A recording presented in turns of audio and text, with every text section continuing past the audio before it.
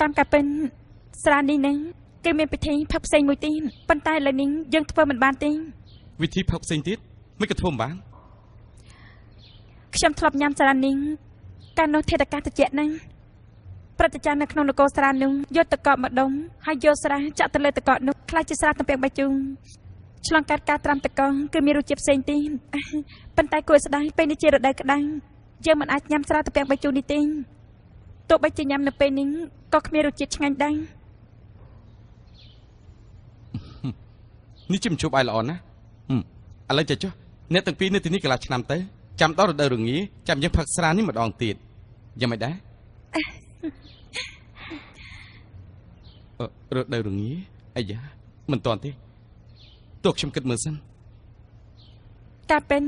បើមានកម្លាំងធាតុមនុស្សម្នាក់ដែលមានជាតិត្រជាក់ធ្វើឲ្យទឹកខ្លាយទៅជាទឹកកកនោះល្អណាស់ប៉ុន្តែនៅតំបន់ជាណាអត់មានអ្នកខ្លាំងប៉ាកែខាងបាត់ដៃទឹកកកឬក៏កញ្ញាំខ្យល់ត្រជាក់បើមិនចឹងទេនោះនឹកឃើញហើយសម្លាញ់ហ្វុងមកតាមខ្ញុំមកឲ្យឆាប់ឡើងមក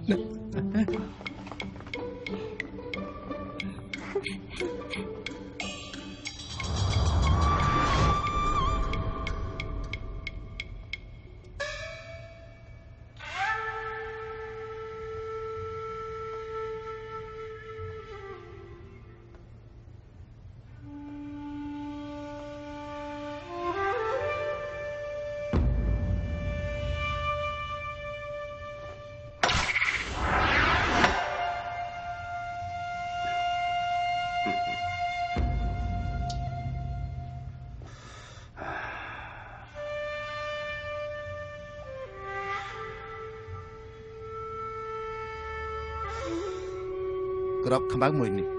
សម្លុកចេញក៏ចេញមិនរួចចង់រស់ក៏រស់មិនរួចជំហានបន្តទៀតត្រូវដោយរបៀបមិនទៅនោះមកចូលមកបងទី2លើនេះបងទៅជួយខ្ញុំជួយរឿងអីបង្ហាញធ្វើដៃធ្វើឲ្យទឹកខ្លាយទៅជាទឹកកកឲ្យមុតខ្ញុំទាំងពីរនាក់នេះបានឃើញផងអត់មានពេលទំនេរកំពុងតលេងអុក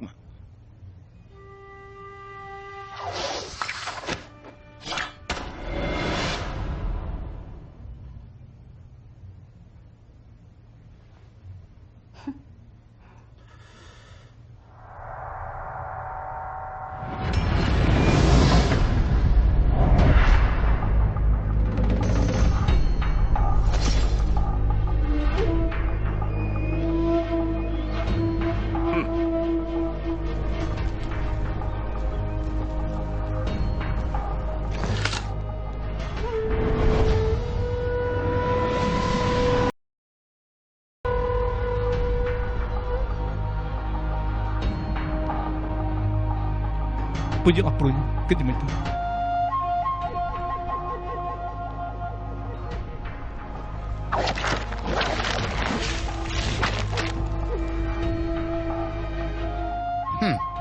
ចង់វាយឆ្មក់ផងមិនមែនជាការងាយទេព្រមព្រៀបបាញ់ព្រួយ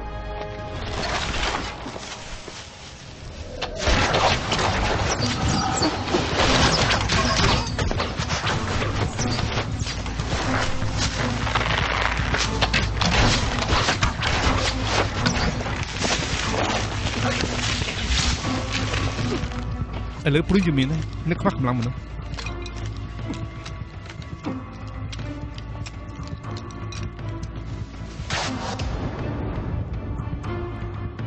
ដាក់ចុះតែបាទ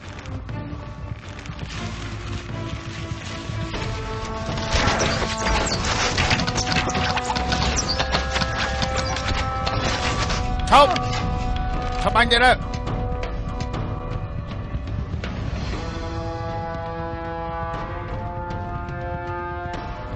ពួកគេខ្ចីព្រួយតាមិនបាច់ចាញ់បើកទេពួកគេប្រើក្បួននេះគឺក្បួនទូកចំបើងខ្ចីព្រួយ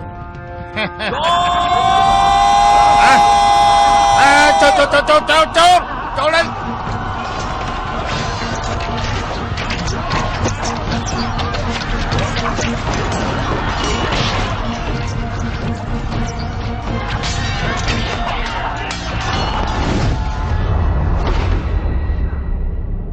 អស្ចារ្យណាស់ដើមមកជានេះពិតជាអស្ចារ្យណាស់ខ្លាំងមែនអាយ៉ាហើយយ៉ាតើនាងចូលចិត្តលេងអុកដែរទេចូលចិត្តណាស់ដែរប៉ុន្តែមិនប្រកែកទេអូប៉ុន្តែខ្ញុំមានឪពុកមាខ្ញុំម្នាក់គាត់ចូលចិត្តលេងអុកហ្នឹងអូមួយជីវិតគាត់ចូលចិត្តប្រមូលសភៅចម្លែកតុងដូច្នេះកលាអុកល្បីតាំងពីបុរាណមកខ្ញុំចេះជាង20ស្នៀតដែរអេកលាអុកល្បីស្អីណែកលាអុកល្បីណាខ្លះនាងនិយាយចេញមកខ្ញុំស្ដាប់មើលឧទាហរណ៍កលាអុកអួងជឺនៅភ្នំឡានខឹងខ្ញុំបានឃើញនៅពេលដែលជួបទេវតាកលាអុកគឺឃើញដោយផ្ទាល់ភ្នែកចំណែកលាវចុងពូងជួបនឹងទេវតាកលាអុកពួកគេក៏ណាត់គ្នាប្រកួតគ្នាតែម្ដងអាយ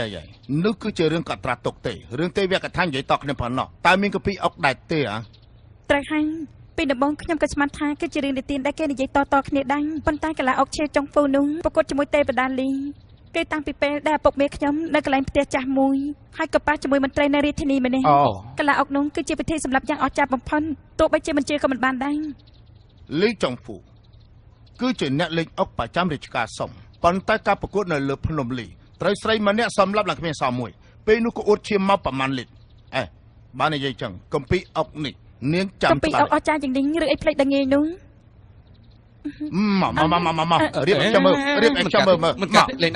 មិនកាត់ទេបងលេងអុកម្ដងប្រហែលជាមិនណោះបើពេលនេះបងមិនជួយធ្វើតកឲ្យខ្ញុំទេតាមខ្ញុំយល់នៅនឹងជួមិនជួយរៀបចំកលាអុកឲ្យបងទេមែនទេហើយមនុស្សចូលចិត្តខុសគ្នាពិតជាមិនដឹងខ្លួនមិនទេហ៎ទិញជៀនយកពេញស្រានទឹកមក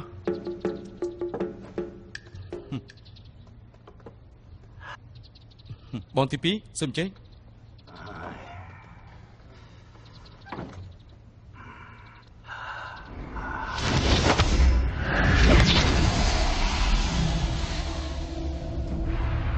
លោកម្ចាស់ទី2កម្លាំងធាតុបែបពិតជាអស្ចារ្យ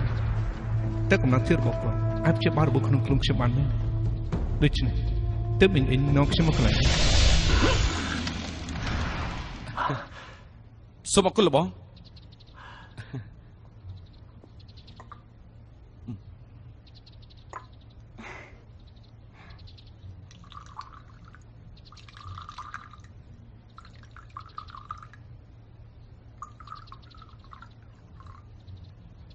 អ្នកទាំងពីរសូមចេញអរគុណលោកបងមកលើកពេញឡើងមក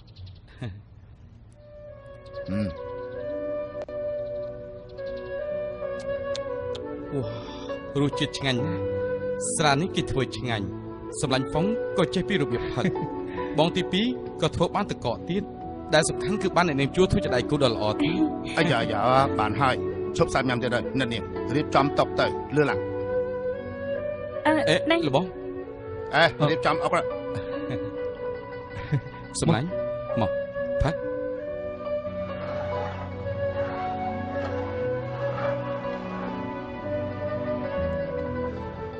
អាយ៉ាអស្ចារ្យណាស់ពិតជាអស្ចារ្យមែនអញ្ចឹងអ្នកនាងអាចប្រាប់ខ្ញុំបានទេតមកទៀតគួរតែនៅកន្លែងណាតមកទៀតលើកលែងតែបកាយកិនលុះត្រាតែទេវតាទៅអាចនឹកឃើញលោកម្ចាស់ទី2លោកមិនគិតមើលសិនទេអាយ៉ាណានេះជូគុំធ្វើឲ្យលបងខ្ញុំអីបើមិនចឹងទេគាត់នឹងអ៊ុតឈាម3លីត្រដែរត្រូវហើយអ្នកនាងជួតើអ្នកនាងធ្វើយ៉ាងម៉េចទើបអាចដោះកលាអុកនេះបានខ្ញុំមិនឲ្យនាងនិយាយអត់ប្រយោជន៍ទេមកខ្ញុំនឹងលបងហ្វងខ្ញុំបោះភូមិគេសិននេះគ្មានចង់បានអ្វីទេលោកម្ចាស់និយាយបែបនេះធ្វើមើលតែពួកខ្ញុំចិត្តងៀតណាស់អីយ៉ាខ្ញុំនិយាយខុសហើយណាសុំទោសខ្ញុំនឹងបងប្រុសខ្ញុំបោះភូមិគេសិននេះគឺគ្រាន់តែចង់មកភ្នាល់គ្នាជាមួយលោកម្ចាស់ទាំង4ប៉ុណ្ណឹងភ្នាល់គ្នាភ្នាល់ស្អីភ្នាល់ថានៅក្នុងភូមិគ្រឹះនេះប្រហែលជាគ្មានអ្នកណាម្នាក់អាចឈ្នះក្បាច់ដៃរបស់បងប្រុសខ្ញុំទេក្បាច់ដានិយាយទៅចង់ភ្នាល់យ៉ាងម៉េចភ្នាល់ជាមួយអ្នកបកាយត្រូវតែមានលក្ខខណ្ឌខ្ពស់បើសិនជាលបងហ្វងរបស់ខ្ញុំនេះមិនអាចយកឈ្នះអ្នកទាំង4ទេនោះខ្ញុំនឹងយកកម្ពីអុក20ស្នៀតដែលទេវតាខ្មោចព្រាយវិសាចំនួនមុនយកមកលេងជាមួយអ្នកទាំងអស់គ្នាចឹងជាពិសេសយកមកជួលលោកម្ចាស់ទី2អូយយ៉ាចំណែកលោកម្ចាស់ទី4ពិតមែនតែខ្ញុំមិនមានស្រាល្អជូនមែនប៉ុន្តែខ្ញុំមានគំនុំដែលកំសាន្តមើលទេសភាពមកផ្ទះ លោកម្ចាស់ទី4ប្រកាសជាពេញចិត្តបន្ថែម គំនូររបស់ហ្វាំងខួនអ្នកនាងបានមកពីណា អ្នកប្រឹងខ្ញុំនៅមានផ្ទាំងកំណាព្យរបស់ចាងស៊ីពីបុរាណទៀតផង ពិតជាមិនធម្មតាមែន អ្នកទាំងពីរពិនិត្យមើលទៅតើគេសរសេរថាម៉េចខ្លះ វ៉ាសុទ្ធតែជារបស់ពិត កំណាព្យបុរាណរបស់ចាងស៊ី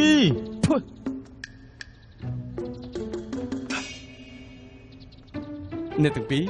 គាត់ជាបងទី3របស់ខ្ញុំតាជក់ត្រងល់ឆ្លងវិញនឹងអសរផ្ចង់មិនចាញ់ខ្ញុំដែលស្រឡាញ់គំនូរទេ អសរពិតរបស់ចាងស៊ីឲ្យខ្ញុំមើលបន្តិច អេ មើ មិន ល បានទេឲ្យតែលោកម្ចាស់ទាំង4អាចយកឈ្នះរបស់ខ្ញុំបានរបស់នេះគឺជារបស់លោកហើយណាលោកចង់មើលដល់ពេលណាគឺដល់ពេលហ្នឹងទៅគ្មានអ្នកណារំខានលោកទេ អញធ្វើនេះមើលទៅគឺបានរៀបចំទុកជាមុនអស់ ចឹងក៏បានដែរ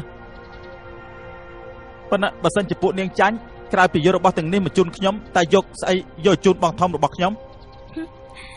ខ្ញុំមានសិភៅភ្លេងអំណត់ពិភពគុណមួយទៀតគឺជារបស់តាំងពីបុរាណលើលោកនេះមានតែមួយគ្មានពីរទេខ្ញុំជឿថាលោកម្ចាស់ធំច្បាស់ជាពេញចិត្ត សាច់អនុពិភពគុណសាច់អនុពិភពគុណនេះក្រែងខ្ញុំឲ្យនៅនេះតង់ហ្វាយដល់តដែរហ្នឹងទៅ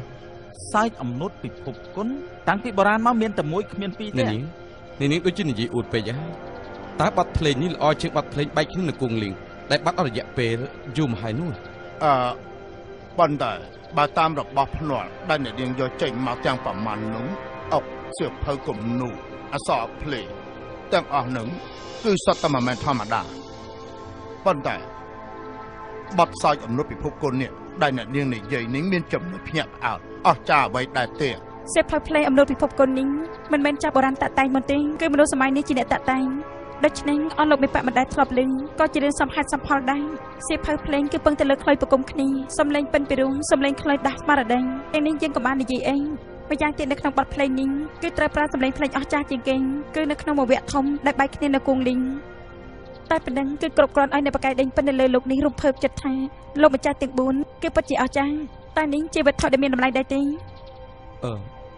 ណែ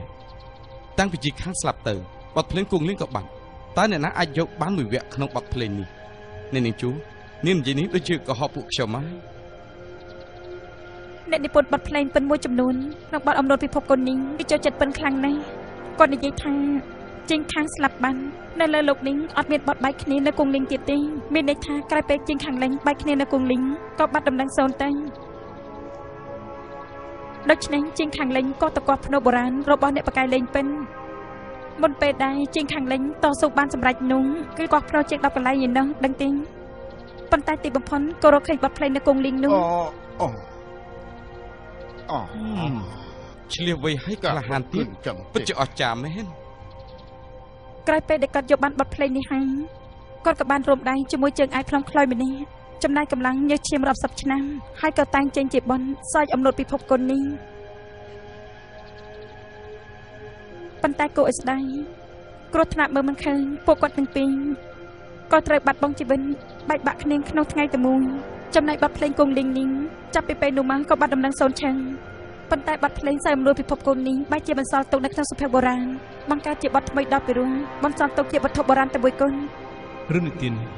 គឺព្រឹត្តិការណ៍ឈាននៅលោកគ្រូពូលៀងនៅហឹងសាប្រាប់ខ្ញុំហើយអ៊ីលីចំណែកខ្ញុំនៅក្នុងផ្ទះរសេខៀវដែលនៅលោកយ៉ាងបាននិយាយឲ្យនៅនាងតំហ្វាន់និងរឿងច្បងរសេខៀវស្ដាប់ក្រៅពីនេះលើលោកនេះអត់មានជនទី5ដើរពីរឿងនេះទេតែមិនបានជាអញដឹងសិភើភ្លេងមិនបានជឿនៅក្នុងដៃអី ប្រកាសហើយប្រកាសជាសត្វតែរបស់មានតម្លៃហើយបើសិនជាបងប្រុសខ្ញុំដឹងមានសភៅភ្លេងអស្ចារ្យយ៉ាងនេះគាត់ប្រកាសជាសប្បាយចិត្តខ្លាំងណាស់ណាប៉ុន្តែ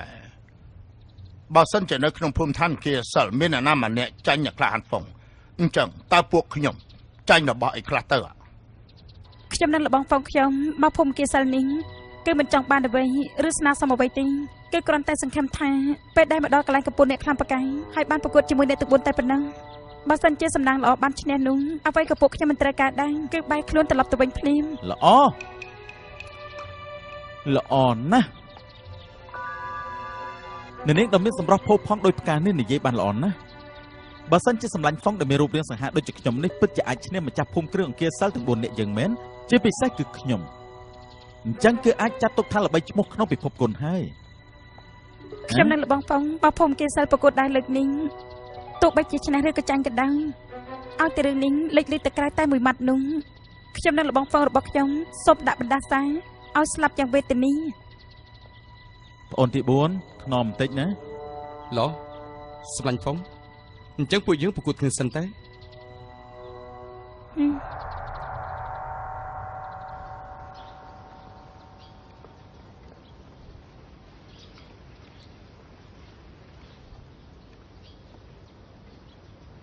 សម្លាញ់ហ្វុងឯណាដែររបស់ឯងមកភូមិគ្រឿងគេសិលខ្ញុំមិនហ៊ានយកអាវុធមកទេទាំងជៀនបាទ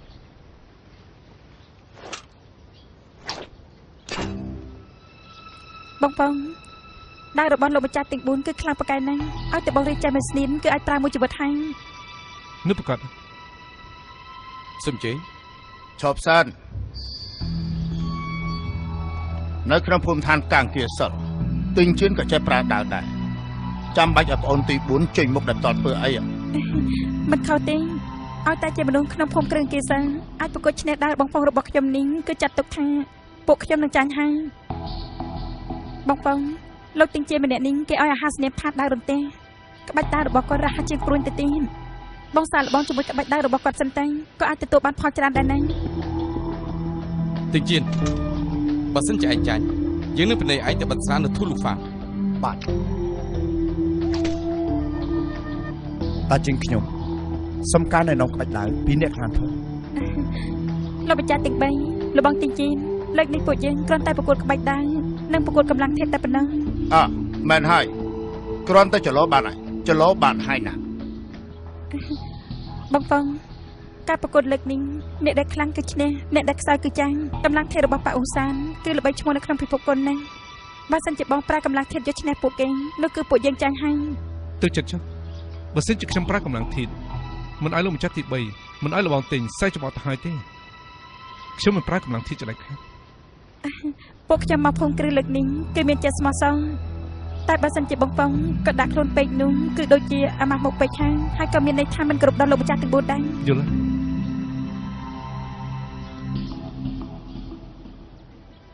លបងផងសុំចេញលបងទិញចេញ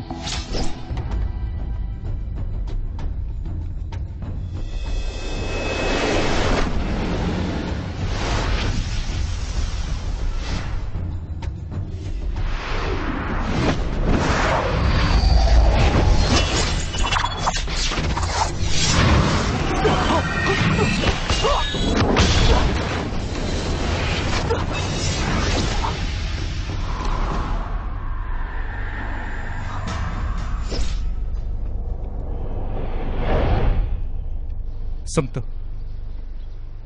អរគុណអ្នកក្លាហានដែលបានមកជួយដៃឲ្យខ្ញុំសម្លាញ់ហ្វុងក្បាច់ដាវឯងពិតជាអស្ចារ្យមែនទាំងជិនលំចាស់ទី4រៀបចំស្រាឲ្យខ្ញុំពេលដែលខ្ញុំប្រកួតជាមួយសម្លាញ់ហ្វុងហើយយើងនឹងផឹកឲ្យសប្បាយម្ដងបាទ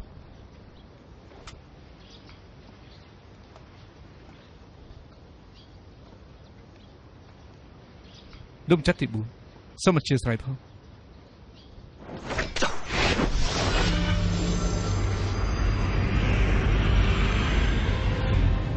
គិតថាខ្លួនឯងទី1ចូលចិត្តស្រាទី2ចូលចិត្តគំនូរទី3ចូលចិត្តដាវក្បាច់ដាវគឺពិតជាប្រកែកអស្ចារ្យខ្ញុំមើលរូបទេវតាគាត់គូនៅបន្ទប់ទទួលភ្ញៀវគំនូរជក់ពិតមែនតែរហ័សរហួនប៉ុន្តែដូចជាគ្រប់គ្រងខ្លួនឯងមិនសូវបានបើសិនជាក្បាច់ដាវរបស់គាត់អញ្ចឹងដែរអញ្ចឹងប្រកាសជំនាញចំណុចបំផាច់ច្រើន